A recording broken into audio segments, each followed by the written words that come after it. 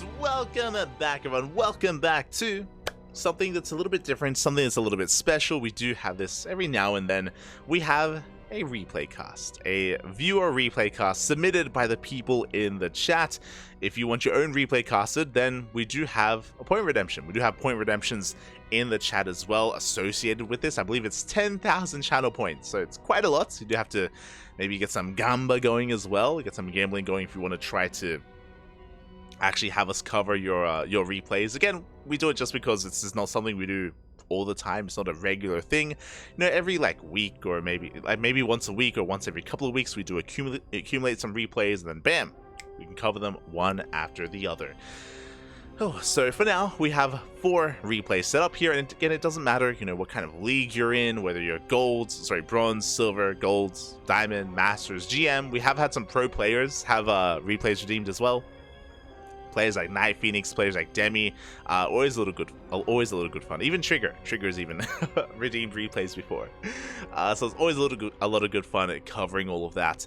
But yeah, here we're just gonna be a little bit more chill. And for the first time, I'll allow it, okay? Because technically it is a StarCraft replay. Saundo has redeemed a replay, not a 1v1 though, a 3v3. I'm shaking my head. Shaking my head, Poppy, shaking my head. But yes, it is going to be a 3v3 here between Saundo's team and Team TSX. So we don't really often cast a lot of Team League matches. We have done it before. We have covered 2v2 tournaments, and we casted a 4v4 a couple of weeks ago between Team Korea and Team The World, which was a lot of fun. You know, we had players like Estrella, Rainer, Oliveira, and who was the last player? Oliveira and Clem facing off against Kior, Maru, Solar, and Dark. No, sorry, Solar and Hero. I think Dark wasn't involved. I can't remember. But yeah, we had a 4v4. It was a lot of fun. It was very chaotic though. Very chaotic and very difficult to keep up with everyone. I recommend checking out the VODs if you are interested. But yeah, we may as well just jump into this straight away. Let's go. Also, when it comes to covering viewer replays, I'm typically not. I typically try to give advice afterwards, maybe, if you're interested. But I don't try to be too critical or nitpicky or anything like that. Yeah, we're here for fun, man. We're here for fun. Let's go. I don't know if I'm ready for this. Oh my god, the UI is massive, and here we go, spawning in the bottom left-hand corner of Nef-War 1. We have our first team. We have the opposing team. We have Closer alongside Lesk, alongside Matarak. Together, they are team... Oh my god. They are team TSX. Oh, that's not correct. And spawning in the top right, we have their opponents. We have our own viewers. Team Butt Air with Butt Sneezer. Oh, lovely. Saundo, and of course, No Longer Care. They can be Dolan. In this 3v3, I haven't played 3v3 in a long time. It's been, I'll be honest, it's been a very long time since I've dabbled in team matches. But I'm ready for it. I am ready for it. It is going to be a little bit chaotic. Already, this map is pretty interesting. I prefer these maps. What I mean by that is that all 3 players share a base. So that does mean that early game aggression, like 1 base all-ins or even 2 base all-ins, are much more difficult to pull off because all 3 players are in position to defend and protect each other. Likewise, even here, leading in towards the low ground, a lot of these... Oh my god, choke points. Is this a new map? I've never seen this map before. Did we get new maps in the map pool? This is crazy. I didn't even know. I didn't even know we got some new maps. I may play some team games after this. Yeah, we have a Gas Steel coming in as well. It is going to be 2 Protoss and a Terran versus 1 Zerg, 1 Protoss, and 1 Terran. Oh, you love to see a bit of race representation. Another gas is being stolen. Closer. A man after my own heart. But it looks like we do have some pocket bases available here for our players. We have some pocket bases. We have a center gold for both players as well. For a team, sorry, we have 4 center gold bases. 4 bases, my god. There are rocks to break into these pocket bases as well. 4 golds for our players, I should say. There are rocks to break in, but it looks like you have to break through 2 layers of rocks to actually get to this position. Or I guess you could just drop. That's another option. But yeah, really interesting base dynamic here. Because of the way that this map is constructed, it looks like it's really difficult to actually even get a fourth. Taking your natural, and I guess maybe you can expand here for your third base, but taking a fourth is going to be nigh impossible when it comes to holding onto these gold bases. That is typically how a lot of these team maps are. They don't really lend too much for late game, just because a lot of these maps are small and it's harder to like expand and take additional bases. And where are we all headed here? All right, Saundo, the star of the show, is dealing with that gas steal. He's working on a forge, as he usually does, for +1. No tech yet. Speaking of there being no tech, we're actually... Who is that? Oh, here. No longer care open up forge for cannons to defend early on. We haven't gotten a full wall up, but we do have cannons to hold on to the main base. We're expanding, taking our natural. Likewise, pocket bases being taken as well. We do have Leak coming in for a scout just to keep an eye on things, and we are working towards, ooh, what looks to be a Ghost Rush. Okay, I saw it on the mini. Oh, sorry, I saw it on the production tab. I was like, oh, we're going into Banshees. That makes sense. No, we're rushing into Ghost Bappy instead. We have a fast Ghost Rush here from our Terran player. Likewise from our Zerg, we're going 2 base into Lair very early on, which this is like a 3-minute 20 Lair timing, so very fast here from this Zerg player. This could be for Mutas, depending on how many gases we take. This could be for a Nidus Worm as well. We do have an Overlord in the pocket bases of the opposing team, so a Nidus could work well here across the map for our Zerg. Meanwhile, Saundo, we're working towards a Robo and a Stargate, so a bit of everything from Saundo. Forge, Stargate, Robo, it'll all come together, I'm sure. I'm sure. As we do have Saundo's teammates, the Terran, coming in for a bit of a drop. Meanwhile, what was this lair for? We're still working towards it. Lings are moving out across the map, looking to try to harass this gold base. Oh, sorry, this forward base. The cannons are very spread out, so they can be picked off one after the other. Not the best defensive setup here. Unfortunately, for No Longer Care, like the cannons are just, yeah, not too well positioned, as they are going to be picked off one after the other. The pylons are exposed, but it looks like the rest of the team should be coming in to help defend. As Saundo is rushing into Sky. Oh, he knows how to win team games, Bob. The Sky toss. The job comes in, and we are going to get a lot of damage on. The boys are being pulled, and the splash damage from the tank. Drones are falling. We shouldn't take down... Oh, no, the friendly fire. We shouldn't be able to take down the tank. The job is cleaned up, and we can resume mining. It looks like around, what, 5 to 6 workers did go down to the main base. The ghosts have arrived. We're actually going ghost mech? Wait, do we have any ghosts? What? Wait, did we lose the ghost? Okay. So we went into we rushed into Cloak for Ghosts, but we went mech. We threw down 2 more factories, which means we don't have a ghost yet. We are now getting our first ghost very late here from the Red Terran,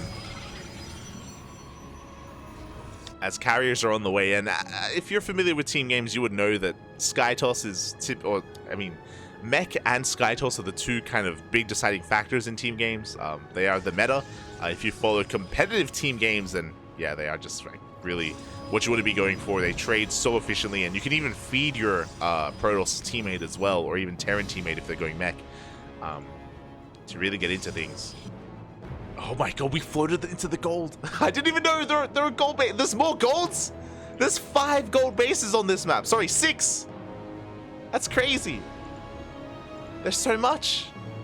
6 gold bases here on Nephor, with actual island bases as well. And yeah, Monarch able to sneak out that hidden base.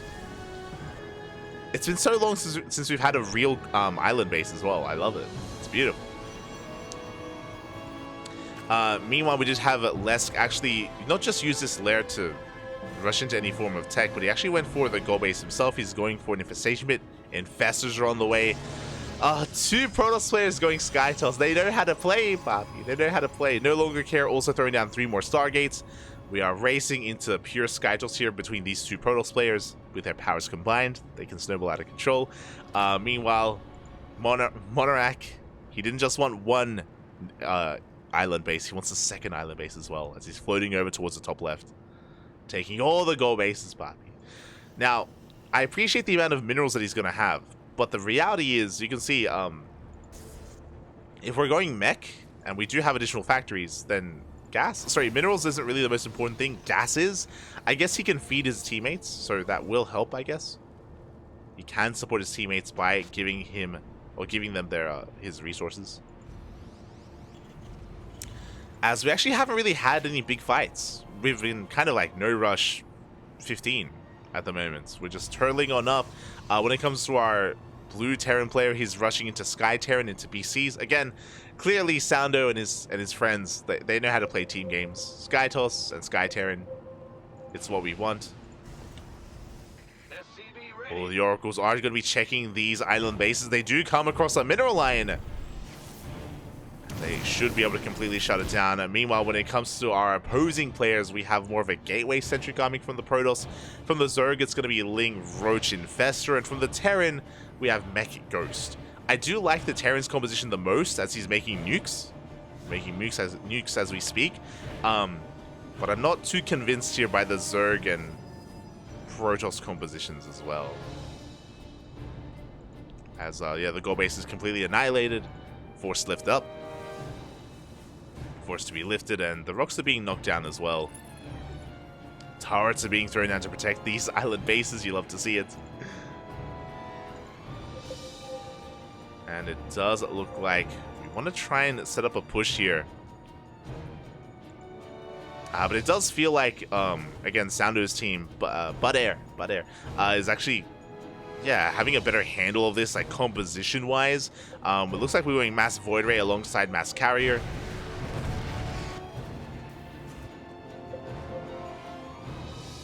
The map is split in half, to be fair, and hey, we are getting in towards, like, more robust armies overall.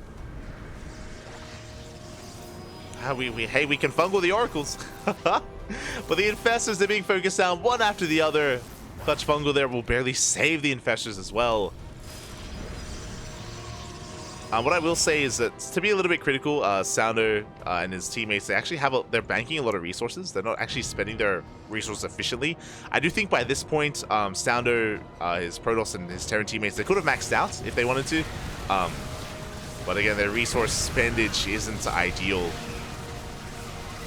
Here we go, the Roach army going to be pushing on forward. Decent fungals on the Void Rays, but nothing shoots up here. The Roaches, they crash into Void Rays. They're all going to get shut down. And we do see a Hydrogen on the way. Nuke here into the mineral line, but I don't think we really care about this mineral line, even if it connects. What about the main armies? Here we go, the nuke. It hasn't been spotted. No! The nuke will connect. The mineral line goes down, but what about the BCs? What about the Void Rays and the Sky Toss?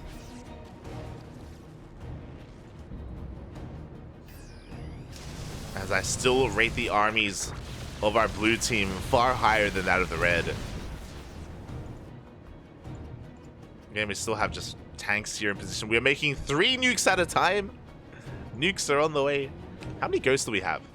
0. No, wait, sorry, 3. Okay, we're good. We have 2 ghosts here on the right-hand side. We have 1 ghost here on the left. Void Ray army is pushing out.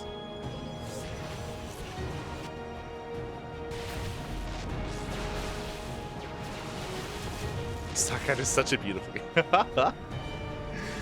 Oh god. And here we go. We do have Clauster pushing on forward, but he's on his own. He doesn't have his team to support him. Good storms, but they merely tickle the Void Rays.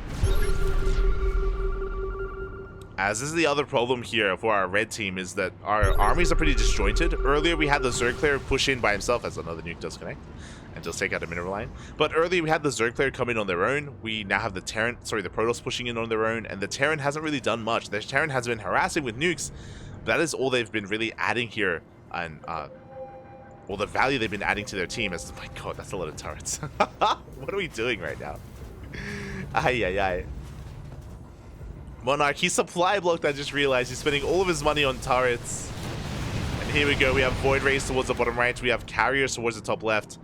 I do think that this is a bit of a waste of our time here when it comes to these Protoss armies, as here comes the main force, the Zerg and the Protoss coming together, Hydras and Stalkers. And these BCs, they're going to need some help. We need the Void Rays, we need the Carriers. Here we go, Microbial Shroud here. Is it Microbial Shroud? Yeah, Microbial Shroud on the army. Another nuke does go off. BCs are going to be going down one after the other, and Saundo, we need to help the team. no longer care. We need to help Bappy. As the Terran was left to their own devices. Red team pushing in, taking down the Terran army, busting through into the base as well. Saundo asleep at the wheel. Maybe he's cooking in the kitchen. I don't know. He's he's just chilling with his carriers. Maybe he was answering a phone call. It's possible. It's possible. Hey, he's a Protoss amassing Skytoss. Like, he doesn't have time to play StarCraft. Okay, he's tabbed out. He's watching Netflix.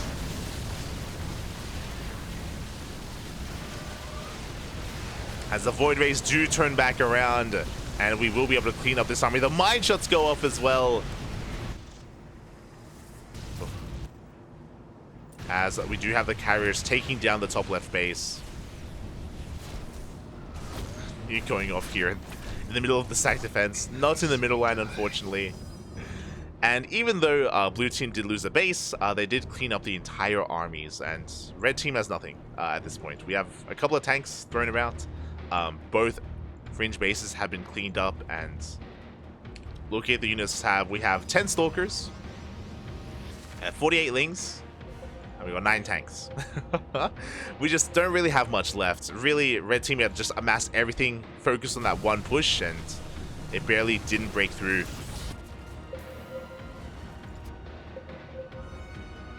And red team needs more time to gather up their forces. Meanwhile, I just realized that our blue Protoss player here, who was amassing Void Rays, they literally lost everything. They're on 1 base economy. He's down to 29 supply. There's not much left. We're taking the gold. He's trying to get back into this as the carriers are moving out. Do we have Neural? If we have Neural, we can maybe fight this, but no, Neural has not been researched. We do have a defensive nuke coming in, which could do more damage than good. The nuke! Oh, can we get a carrier? Maybe? Maybe one? Oof, we get a half a carrier. The Hydras are going to be coming in as well.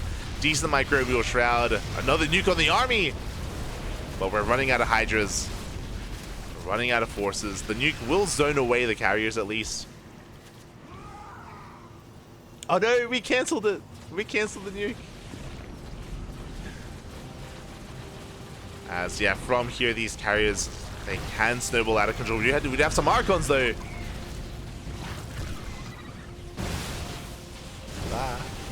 Doing what they can. As we are pushing on forward here. How many BCs do we have available? 7 BCs. They are turning back around. They're coming over towards the main fight, where Saundo is trying to hold on his own. The Archons, they do get under the carriers. Going to be able to focus down 1, 2, 3 of them, maybe even a 4th. But here come the BCs to save the day as they're able to Yamato all the remaining Archons. Nuke is thrown down. I'm loving the offensive nukes. I do appreciate it. But the Ghost goes down. And again, the BC army, as well as these carriers, should be able to keep on pushing. There just isn't much left. I got Stalkers. Do you have some Stalkers? Shout out to our Protoss player here who still doesn't actually have a standing army. We have 2 Void Rays. This is all we have left. Has been nuked over and over and over again, and is, you know, they're getting back into this slowly but surely. They're still technically a part of this game. They're trying. As, oh my god, that's a lot of Vipers. We do have a lot of Vipers available. When it comes to red team, they actually have a really large bank. They're just having a really hard time spending their money. We can see that they have an abundance of minerals, not too much gas, so they can't really make anything like useful at the moment. The Zerg player can maybe try to make some queens, but they can only make 2 queens at a time because they only have 2 hatcheries. Vipers can be impactful here with blinding cloud, with parasitic bombs. But it is going to be difficult to accomplish here for Lesk. Lesk? Bleak? Yeah, Lesk. I think I called him Bleak earlier. But Saundo, you need more confidence, Bappy. You need confidence. You can A-move. You could have A-moved a couple of times. We're just maxing out once again. Our Terran player is actually at 200 supply with pure BC. Big power bombs. With the power bombs, they're just gonna tickle these battle cruisers, as they can just sit there and tank the power bombs themselves. Yeah, the power bombs, they run out, and we just keep on pushing. No GG! Ah! As the Zerg taps out. And soon, so will the other races. As there's just no way to deal with this Sky Army.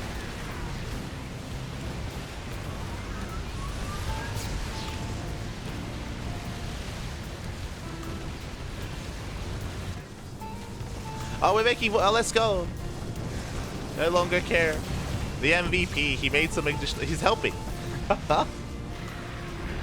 He made some void rays. He's getting another goal base. He's getting back into this. Love to see it.